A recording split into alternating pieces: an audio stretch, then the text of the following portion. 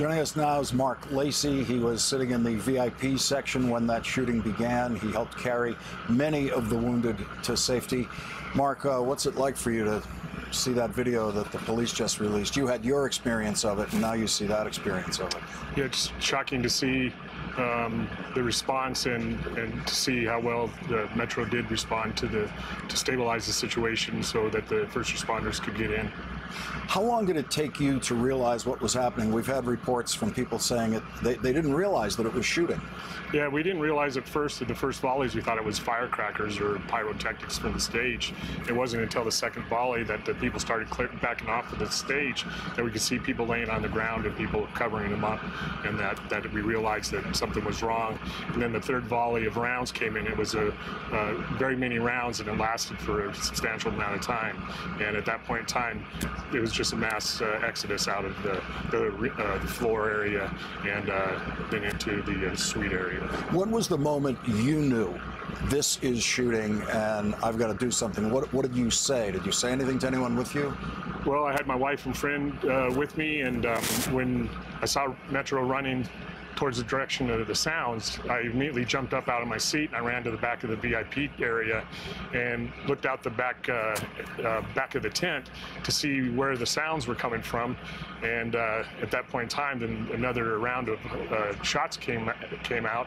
So I ran back down, told my wife, get down, told people that were in the section A and B of the VIP area to get down. And then the third volley happened, and then it was just get out. Was there any kind of protection in this VIP space, or was it all open air? Was it all within the line of fire? There was a standing area that was covered above the seating area, and so it was, it was a tent basically. So it didn't provide much cover, and we were in the line of trajectory from the position where the individual was firing from. And so, did you stay there, or what were your next moves? So I went back down and told my wife to leave, and where I was standing, the guy behind me to my right, they were initially standing, but by this time they were laying down, and the wife was screaming hysterically. And an individual identified himself as a fireman and said that we have a head injury, and the wife was screaming. And so I pulled her off of her husband. She said she didn't want to go, and I just said, here, go with my wife, and I pulled her off of her husband and gave it to my wife, and then I pulled the friend off, and at that point in time, we started dragging him off of the second row of the VIP in Section A, and started carrying him up the stairs to at least somewhere where we could help him. And then at that point in time, two other individuals came by and helped carry him up to the upper level of the VIP, where they started life-saving measures for this individual. And what did you do next? At that point in time, I ran down to where they were at and just started telling people to get out, to go up and to the right, because that's where the police were initially directing people to go. So your impulse next was to go help people and help direct them. You did not immediately try to get yourself out of there. Absolutely not. My wife said, come on, let's go. We got to get out of here. I said, hey, you go. We'll catch back up. But my instinct and my training kicked in, and we always run towards What's the training you had for this? So 20 years in the Air Force, and then almost 11 years with Department of Defense as a contractor in law enforcement. And how long did you stay helping? We stayed to approximately 12:20 last night, where they, right here on Reno and Gillies, where we were staging the injured and the deceased. And we left about 12:20 after they put the sheets over the last two bodies that we had in this area. So that's about 2 hours after the shooting stopped.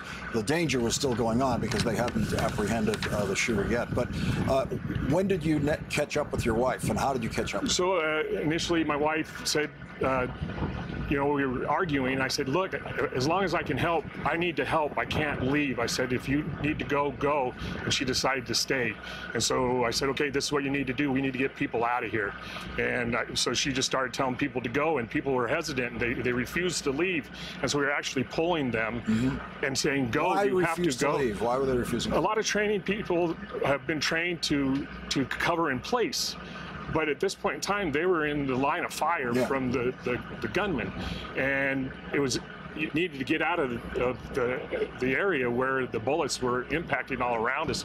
From the left to right in that section, section A, B, and C, people were getting shot and down on the grounds in front of us. So people needed to get out. And then as the people were coming off the grounds, they smashed into the barricades, and then were just smashing and trying to get over people, going underneath the bleachers. It was just a chaotic scene. And so finally people broke open the barricades, and we just told people to go up and go to the right. And then Metro was on the other side and getting people out on Tropicana. Mark, that decision that you made to stay and to help, did you consider that this could mean the end for you? Never crossed my mind. That's not what we're trained for. We're trained to keep going until we get the last person out. Well, you did, Mark. You kept going as long as you could. Really appreciate what you did, and really appreciate you joining us tonight. Thank you very much. Hey there, I'm Chris Hayes from MSNBC. Thanks for watching MSNBC on YouTube. If you want to keep up to date with the videos we're putting out, you can click subscribe just below me, or click over on this list to see lots of other great videos.